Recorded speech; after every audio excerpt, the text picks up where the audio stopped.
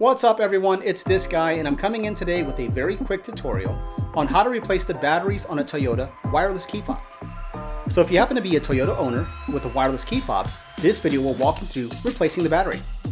Now for the most part, it's a no-brainer when it's time to replace the batteries on your key fob. You'll actually get a notification on your dash or on your screen letting you know that it's time. You'll also probably notice that you don't have as much range on your key fob, or maybe your car doesn't recognize you when you're trying to open it. Eventually, it'll just fail altogether and then you're pretty much stuck. So better to take care of it now than waiting until it actually dies. So the battery that you're gonna need is a 2032. It doesn't have to be this brand, you don't need a 2-pack, you only need one.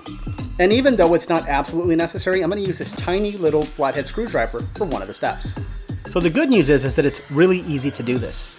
So if you look on the side here, there's a tiny little button here that says push. So when you push that button, there's actually a key that's hidden inside of the key fob that'll be released. Well, where the key came from is a small opening. It's about the size of the key. And what you're gonna do is you're gonna take the end of the key and you're gonna insert it into that slot. From there, you're just gonna give it a little twist.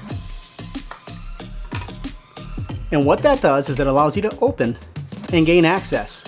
And now all we have to do is pry the old battery out. And the flat-headed screwdriver that I got can also be used to help with that. So now the new battery, just gonna pop it right in. Just put it on top and then just press it in. Take the other side of the key fob now and we're just gonna put it back on top. And the key that we pulled out, it just slides right back in. And just like that, you're done.